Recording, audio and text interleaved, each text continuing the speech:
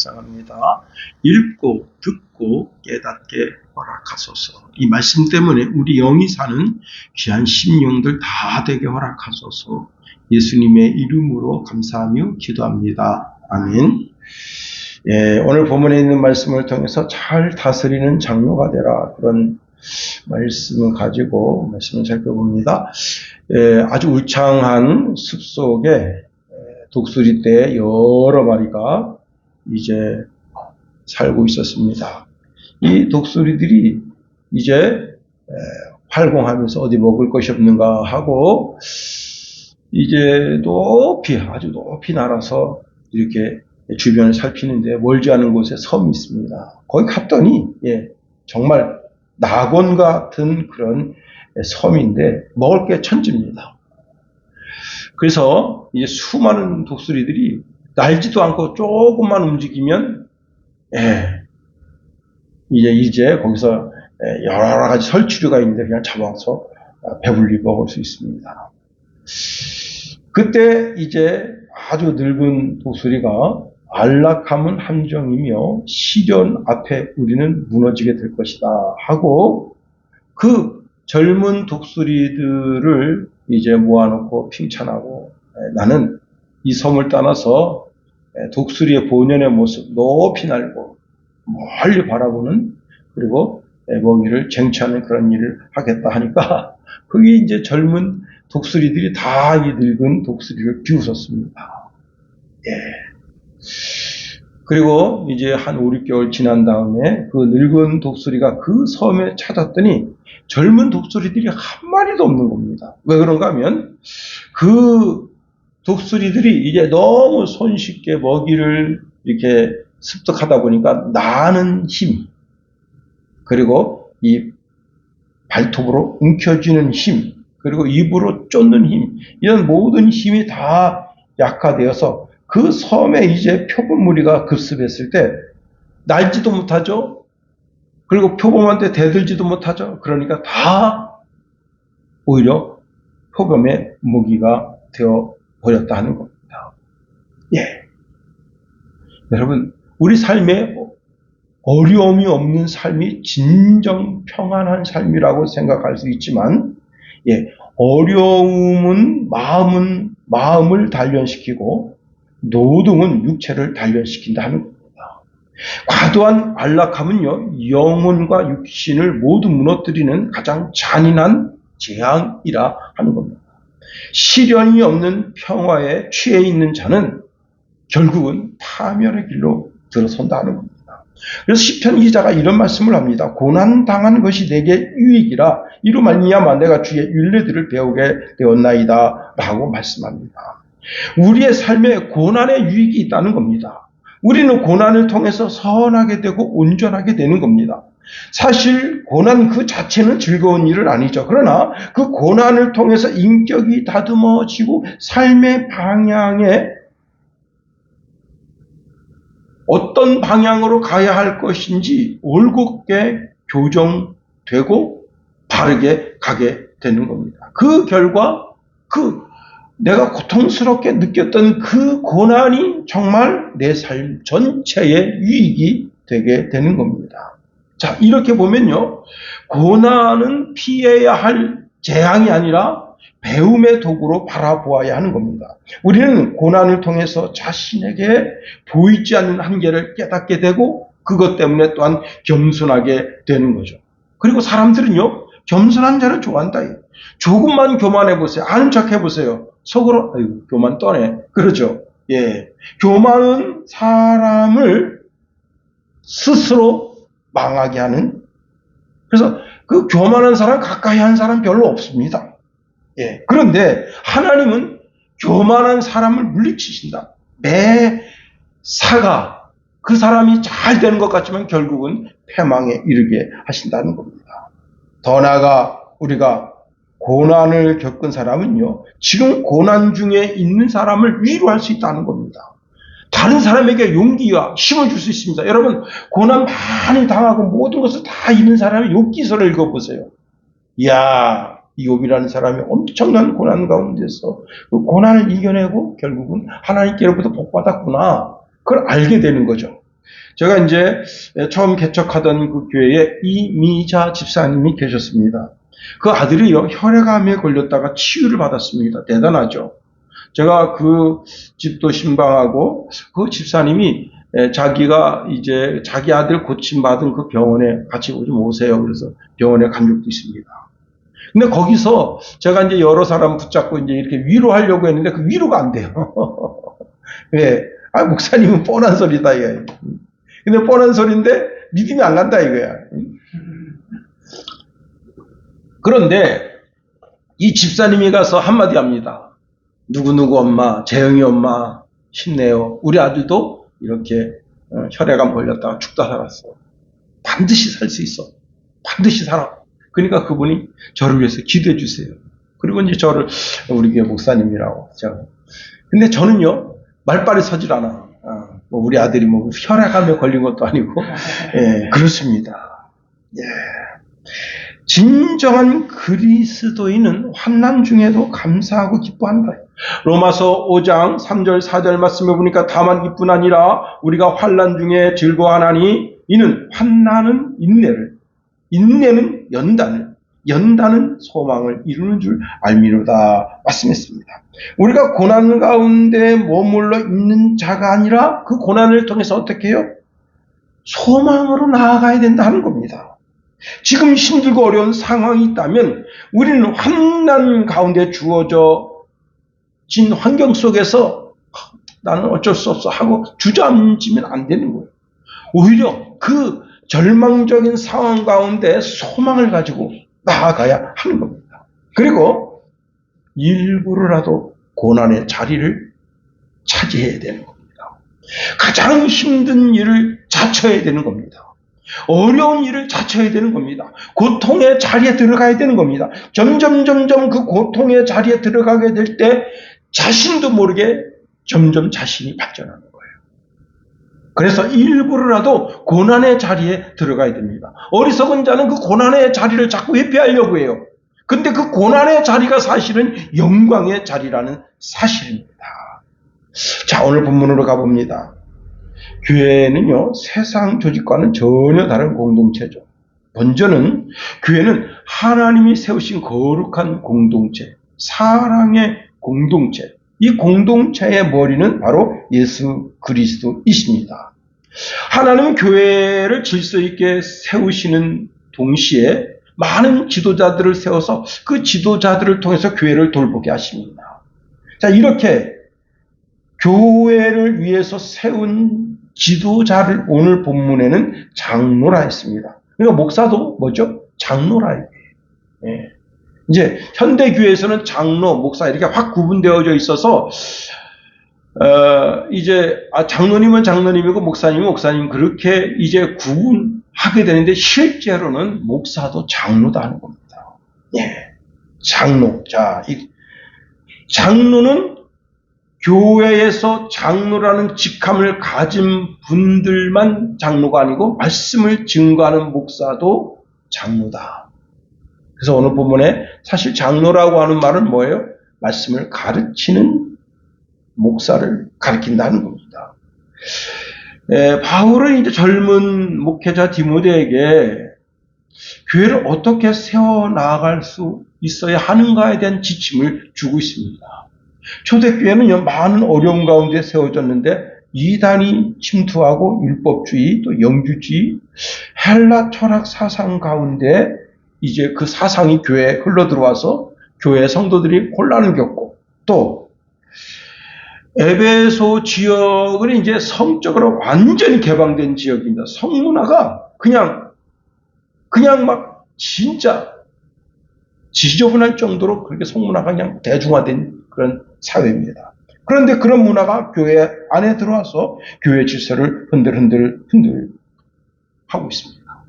그러한 가운데 바울은 디모데에게 교회 질서를 바로 세우기 위한 여러 가지 지침을 주는데 그 지침 가운데 교회 지도자들을 어떻게 대해야 할까에 대한 말씀을 주고 있는 겁니다. 그래서 기본적인 중요한 원리가 잘 다스리는 장로들을 배나 존경할 자로 알라 이렇게 말씀하고 있습니다.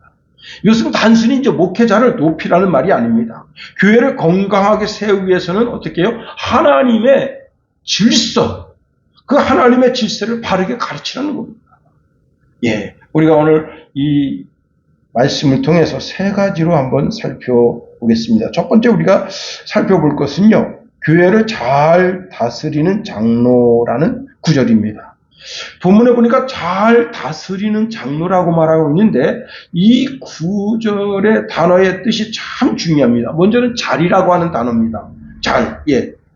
단순히 직무를 넘어서 도덕적으로나 윤리적으로나 탁월한 그리고 아름다운 직분을 감당하고 있는 상태를 잘이라고 하는 단어로 표현하고 있다 하는 겁니다. 여기 잘이라고 하는 것은요, 목회자는 말씀만 잘 가르치는 것으로 되어서는 안 된다는 거예요. 그 근본이 선해야 한다는 겁니다. 다시 말하면 도덕적으로나 윤리적으로 선하고 본질적으로 올바른 상태이어야 한다는 겁니다. 최근에 이제 대형교회 목사가 부교육자 비리를 발견했습니다. 한 4년 전서부터 신방도 한 번도 안 하고 그냥 교회로부터 사례비만 따박따박 받아 먹게 됐습니다. 자기 구역을 돌보지도 않고, 우리가 이제 지지난 시간에 그 교회에서 돌아다니면서 말만 일으키는 그런 이제 그 과부가 있었다는 말씀 살펴봤잖아요. 그런 식으로 그냥 교회 여기저기 돌아다니면서 말만 일으키는 그런 이제 사역자가 있었는데, 목사님이 그 사역자를 심하게 꾸짖다가 그 사역자가 그 꾸짖음을 들을 때 녹음을 해서 이것을 인터넷에다 올렸습니다. 그래가지고 결국은 그 목사님이 그 교회에서 사임했습니다. 예. 목사가 행정적인 업무나 회의를 인도할 때 매끄럽게 잘 인도하는 것, 그런 거 중요하죠. 그런데 그보다 더 중요한 것이 있는데 그것이 무엇인가 하면 그분이 행하는 모든 동기나 목적이 다 그리스도 예수의 사랑에 뿌리를 두어야 하는 겁니다. 모든 과정이 사랑스러워야 한다는 거예요. 그래서 여기 잘이라고 하는 단어는요, 시각적인 조화와 아름다움을 지니고 있는 상태를 가리킵니다. 이 잘이라고 하는 단어를 헬라어로 보면 카알로스라고 하는 단어인데요, 이 카알로스라고 하는 단어는 미와 선이 결합된 개념으로 자주 쓰인다는 겁니다. 그러니까 겉보기에는 도덕적이고 공동체에 감동을 주는 아름다운 모습이 있어야 되고, 또 그 속으로는 어떻게 해요? 그 행하는 마음의 자체가 아름다운 마음의 자체를 가지고 있어야 된다는 거예요. 겉만 아름답고 화려해서 되는 것이 아니라 그 속마음도 아름답고 선해야 한다 하는 겁니다. 그리고 공동체의 화평을 깨트리지 않아야 되는 겁니다. 제가 조금 전에 말씀드렸던 그 목사님 잘 아는 분입니다. 그 목사님이 조금 더 참 겉으로도 선하고 이제 그 속마음도 선했더라면 얼마나 좋았을까 하는 그런 생각을 가져보게 됩니다. 그렇습니다. 여러분, 칼로스라고 하는 단어는 직분과 인격이 일치해야 된다 하는 것을 말씀해 주고 있는 거죠. 그렇습니다. 여기 잘 다스리는 장로들, 잘 다스린다라고 하는 말은요, 세상적인 지배를 의미하는 것이 아닙니다. 성경에서 다스림은 돌봄과 책임을 의미하는데요, 마치 목자가 양떼를 잘 돌보는 것과 같다는 겁니다. 교회는 하나님의 양떼들이죠. 그리고 목회자는 그 양떼들을 맡은 목자라는 사실입니다. 성경은 지도자의 사명을 매우 무겁게 말씀합니다. 목회자는 단순히 설교하는 사람이 아니라 성도들의 영혼을 살펴보고 돌보는 사람이다. 그래서 교회를 잘 다스리는 것은 결코 쉬운 일이 아니라고 하는 겁니다. 성도들의 아픔을 함께 짊어지고 그들의 신앙을 위해서 기도하고 교회의 방향을 하나님의 말씀에 따라 올곧게 인도해야 하는 겁니다. 또 목회자는 때로는 권면하고 때로는 위로하고 때로는 그 성도들을 위해서 눈물로 기도하고 보이지 않는 곳에서 수고와 헌신이 있어야 되는 거죠. 자, 그런 장로를 어떻게 해요? 두 번째 보니까 잘 다스리는 장로를 배나 존경하라 말씀하고 하고 있습니다. 여러분, 배나 존경할 자로 알아라. 예, 이것이 디모데전서 5장 17절의 핵심 권고라는 사실입니다. 그럼 왜 목회자를 존경해야 되느냐? 그 이유는요, 목회자가 아주 특별한 사람이기 때문이 아니라 하나님의 일을 책임지고 있는 사람이기 때문이라 하는 겁니다. 구약의 사사들 또한 선지자들 모두 하나님의 말씀을 책임지는 자들이었습니다. 하나님은 그들을 통해서 백성을 인도하셨다는 거예요. 신약에서도 교회의 지도자들은 성도들의 영혼을 위해서 헌신하고, 그리고 이제 교회가 세워지고 복음이 전파되기 위해서 희생을 마다하지 않는 자들이 바로 교회의 지도자들이라는 사실입니다. 그러니까 이 존경이라고 하는 말은요, 여기 오늘 본문에 배나 존경할 자로 알라 그랬는데, 존경이라고 하는 단어는 단순한 인사나 말이 아니라, 존경이라고 하는 단어를 우리가 지난 시간에 한번 살펴봤죠. 예, 여기에는 반드시 뭐가 있다고요? 예, 이 배나 존경할 자로 알라고 하는 이 존경이라는 단어는 그에 상하는 물질을 주라, 그런 뜻이 있습니다. 예. 특히 여러분, 배나 양적으로 2배, 또 질적으로 완전함과 실제의 예우라는 뜻을 가지고 있습니다. 2배 이상의 충분함, 예. 배나 2배 이상이죠, 그죠? 예. 성경에서 배나, 즉 2배 갑절 이상 이렇게 그 물질을 공개하든지 식량을 공개하든지 이렇게 하는 자는 누군가 하면 바로 장자입니다. 장자는 배나 받도록 그렇게 되어져 있다는 거예요. 그러니까 사실 교회에서 다스리는 일과 가르치는 일, 이 모든 사역을 감당하는 목회자를 어떻게 해요? 합당하게 존중해야 한다는 겁니다. 그렇습니다. 여러분, 유튜브에 어떤 분이 이제 그 목회자 사례비에 대해서 올려놨습니다. 근데 저는 그 부분 보니까 참 딱하더라고요. 네. 왜 그러냐? 이제 한 개 노회에 그렇게 사례비를 뭐 1,000만 원씩, 2,000만 원씩 받는 목사가 몇 명 될 것 같습니까? 네? 그 올린 거 보니까 이 사람이 자기 딴에는 이제 막 의분이 막 불이 타요. 네, 그래가지고 목회자가 뭐 사례비도 받고 뭐도 받고 받는 게 되게 많더라고 보니까. 야, 거의 한 1,200 정도를 받아요. 자기 교회 담임 목사인가 봐. 그러니까 자기 교회가 대형 교회인가 봐요. 와, 1,200 정도를 받아. 장관 월급 정도 받아. 야, 근데 그렇게 저는 제가 이제 시찰 섬기고 노예도 섬기고 섬기는 그 과정 속에서 우리 목사님들 보면요, 야, 정말입니다. 그렇게 막 휘황찬란하게 화롭게 막 그렇게 물질을 풍성하게 받아가지고 그런 분들은 많지 않습니다. 예. 그러니까 목회자가 사람이나 따박따박 받고 주중에 여러분 주일날 설교 한번 딱 하고 주중에는 다 노는 것처럼 보이잖아요, 그죠? 예. 그런데 여러분 새벽 예배 나와 보세요. 그리고 수요 예배, 금요 예배 나와 보세요. 또 낮 시간대 목회자가 끊임없이 설교 연구하고 또 그 다음에 신방하고 자기 양무리들을 돌보는 일을 하는데 난 그분이 도대체 뭘 보고 저런 걸 쓰고 있는가 그렇습니다. 그러니까 결국은 이제 자기는 그 유튜브 내용 대충 보니까 자기는 뭐 그냥 직장 생활에서 별로 받는 것도 없어요. 근데 목회자는 너무 많이 받는다 이거죠.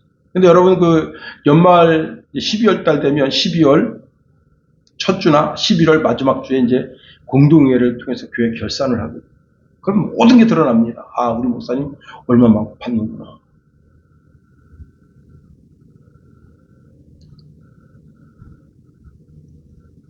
우리가 읽진 않았습니다만 18절에 보면 이런 말씀을 주고 있습니다. 성경에 일렀을 때 곡식을 밟아 떠는 소의 입에 망을 쓰지 말라 하였고 또 일꾼이 그 삭슬을 받는 것이 마땅하다 하였느니라 했습니다. 근데 이 말씀을요 고린도전서 9장 9절 11절에서 사도 바울이 다시 사용하고 있습니다. 제가 또 읽어드립니다. 모세의 율법의 곡식을 밟아 떠는 소에게 망을 씌우지 말라 기록하였으니 하나님께서 어찌 소들을 위하여 염려하심이냐. 오로지 우리를 위하여 말씀하심이 아니냐. 과연 우리를 위하여 기록되는 것이니 밭 가는 자는 소망을 가지고 갈며 곡식 떠는 자는 함께 얻을 소망을 가지고 떠는 것이라.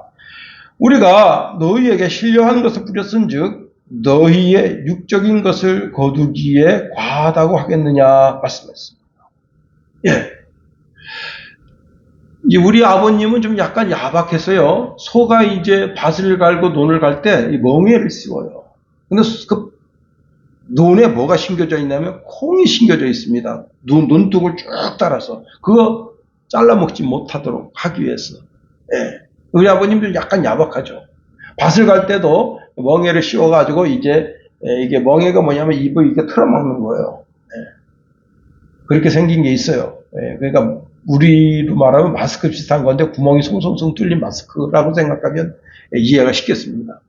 네, 우리 아버님 그걸 씌워요. 그래서 콩 못 뜯어먹게 옥수수 같은 거 밭 갈 때 밭 이랑 옆에 옥수수 때나 콩때 이런 거 못 뜯어먹게 그렇게 합니다. 야박하죠. 여기 성경에 보니까 뭐라고요? 망을 씌우지 말라 했거든. 그런데 그 일을 다 마치고 나면 우리 아버님 어떻게 하는가 하면 콩 있잖아요, 여러분. 그 콩, 검은 콩. 그걸 푹 삶아가지고 그걸 줘요. 두세 박을 딱 줍니다. 근데 그게 사실은 우리가 먹어도 맛있어. 그 콩이. 얼마나 진짜, 콩 냄새가. 근데 그거를 우리가 안 먹고 다 소한테 줍니다. 예. 바닷가 어느 어르신을 보니까 뭘 주냐면 소 먹으라고 문어를 갖다 줍니다. 문어를 갖다 줘요. 근데 소가 그걸 어그저그저 씹어 먹습니다. 최고로 좋은 걸 주는 거죠. 예. 사실은 성경에 있는 말씀대로 된 것 같진 않지만 우리 아버님도 우리 아버님 나름대로 소를 사랑하는 거죠. 그렇습니다. 예수님도 제자들을 전도 여행을 보내면서 마태복음 10장 10절 12절에 이렇게 말씀합니다. 여행을 위하여 배낭이나 두 벌 옷이나 신이나 지팡이를 가지지 말라. 이는 일꾼이 자기 먹을 것 받는 것이 마땅함이라. 어떤 성이나 마을에 들어가든지 그 중에 합당한 자를 찾아내어 너희가 떠나기까지 거기서 머물라. 또 그 집에 들어가면서 편안하기를 빌라 말씀하고 있습니다. 예.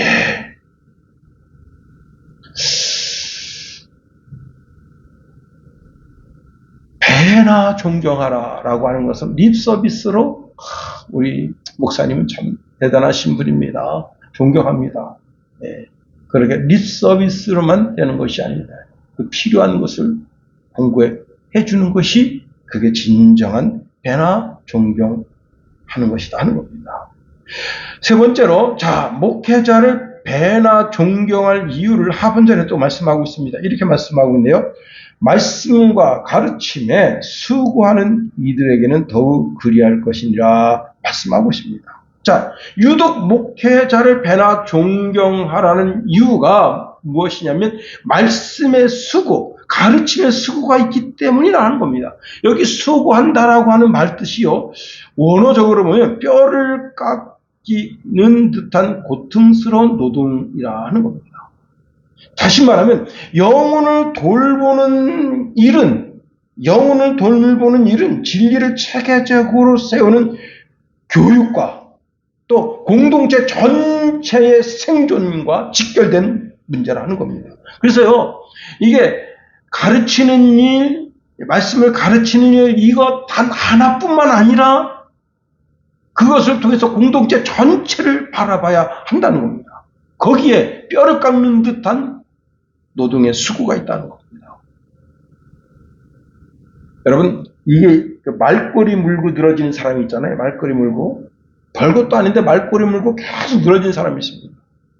참 목회자 피곤하죠.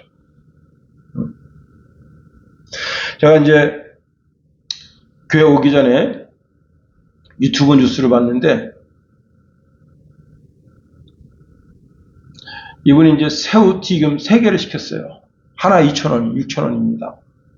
두 개를 먹고 하나가 색깔이 이상하다. 하루 지난 다음에. 하루 지나면 색깔 이상해지죠. 냉장고 갖다 보관해보세요. 잠깐 보관해보세요. 색깔 이상하죠. 어제 이제, 회의가 있어서 제가 이제, 포천에 다녀왔는데요. 회의를 마치고 난 다음에 이제 목사님이, 이제 식당에 우리를 인도했습니다. 그 식당이, 그 이제 포천 지역에서 되게 유명한 식당이라고 그러더라고요. 근데 이제, 주 메뉴가 순댓국인데, 저는 이제 그래서, 순댓국 뭐, 10,000원짜리가 있고 13,000원짜리가 있는데, 굳이 13,000원짜리까지는 그렇고, 10,000원짜리 시켰습니다. 그런데요, 국물이 얼마나 시원한지 몰라요.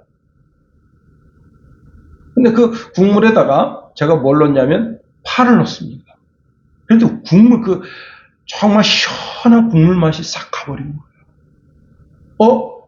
제가 이제 옆에 있는 목사님한테, 목사님, 이거 파를 넣었더니 맛이 싹 가버리네. 그랬더니, 어디? 그러네. 그래서 이번엔 깨보송이를 넣었습니다. 깨보송이. 깨보송이를 이제 한 숟갈 넣는데, 완전히 국물이 흐릿하게 된 거예요. 차라리 아무것도 넣지 말고 그냥 옆에 있는 새우젓으로 먹어요. 제가 그 얘기를 했더니 목사님들이 이구동성으로 다 한 번씩 입질이 하시더라고. 예, 참네요. 여러분, 뼈를 깎는 듯한 고통. 하여튼 시간에 이제 다시 이제 이야기로 돌아가서 이 여자분이 여러분 거기에다가 파를 좀 넣었다고 국물이 달라지고 깨부속 넣었다고 국물이 달라지는데 냉장고에 하루 넣었다 빼면 그게 색깔이 확 가버리잖아요. 근데 그거 가지고 트집도 않는데 그 욕소리가요. 욕소리 거기 이제 나오거든요. 너는 부모한테 그따구로 배웠냐? 이 젊은 년입니다. 젊은 년인데 지금 이 매장에서 일하시는 아주머니는 46세예요. 근데 어디다 대고 그런 욕을 하냐고. 너는 너 어머니한테 그따구로 배웠냐 막 하고 그러니까 이 여자가 너무 화가 나가지고 귀퉁이 가서 막 울었어요. 울고 나 또 왔어 전화가. 문제는 뭐냐면 전화 받고 쓰러졌어요. 뇌출혈 일어나. 건강에 아무 이상 없었는데 그 여자 전화 받고 오전에서부터 계속 전화질한 거예요. 누가 죽인 겁니까? 응? 이야, 진짜 헛딱지 나더라고. 그 남편은 뭐냐고. 그 뇌졸중으로 쓰러져가 결국은 죽어버린 거예요, 이 여자가. 119가 와서 병원에 실려갔는데 3주 만에 죽었대요. 근데 그게 쿠팡이 치더라고. 쿠팡 놈들도 진짜 나쁜 놈들이더라고, 보니까.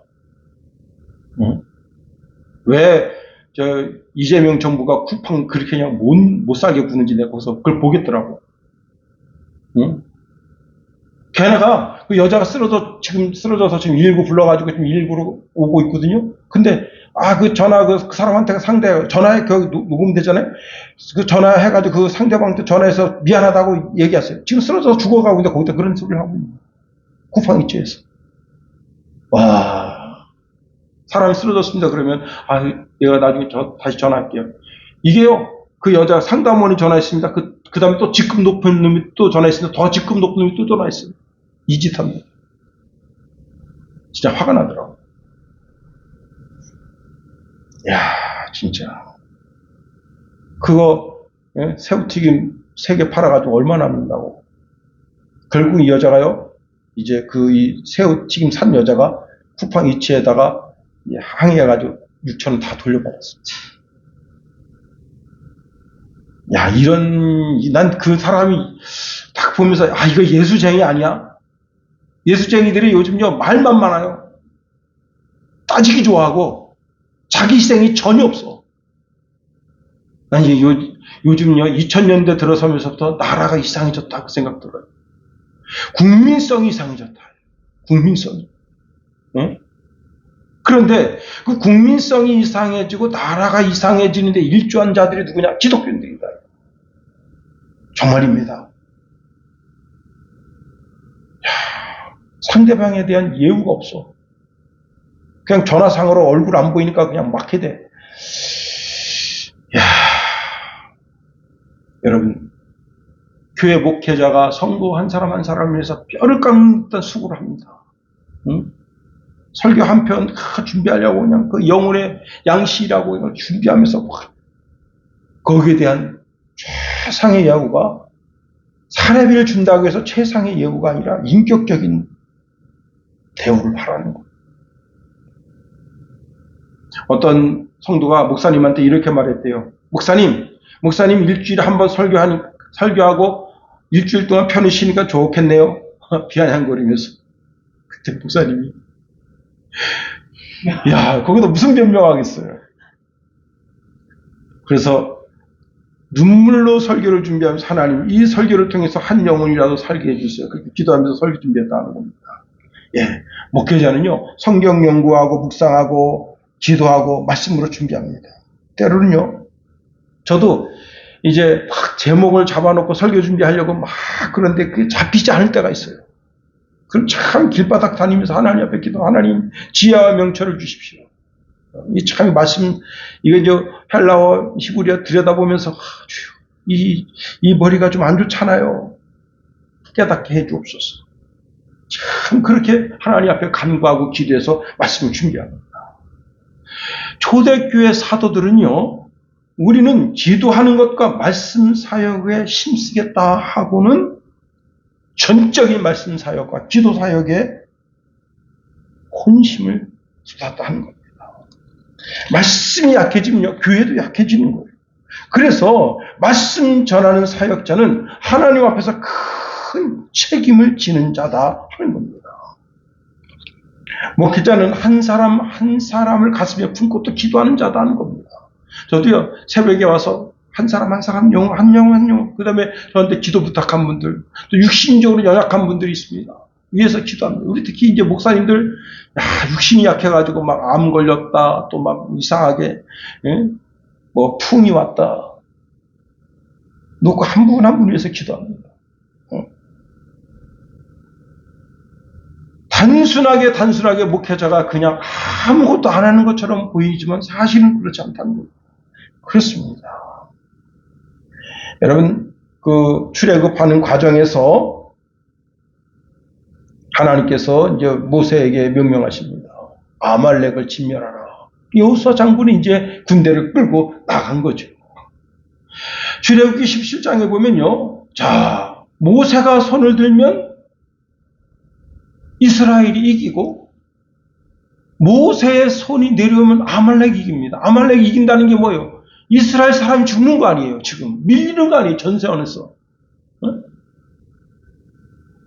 그런데 모세도 인간인지라 그 팔의 힘이 점점 빠져가지고 이제 이렇게 기도한단 말이에요. 근데 이게 자꾸 내려가는 거야. 이렇게. 예? 아유, 그냥 그래서 이거 뭐 다시 또 그럴 때 여러분 어떻게 했습니까? 아론과 훌이 와서 이 팔 밑에다가 돌을 이렇게 괴고 양쪽에서 손이 이렇게 내려가지 않도록 들은 거예요.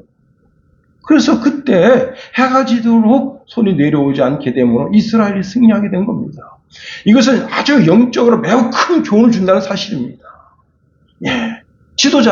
영적인 지도자가 성도들을 위해서 늘 항상 손을 들고 간감히 기도한다. 존 웨슬레 어머니는요, 대단합니다. 자녀를 19명이 낳습니다. 19명. 그런데 이 어머니가 그 19명을 다 기도로 길렀다는 거예요. 응? 집안에서 앞치마 있잖아요. 앞치마를 이렇게 머리를 확 뒤집었으면, 우리 엄마는 기도한다. 다 조용히 했다는 거예요. 19명. 그리고 같이 기도했다.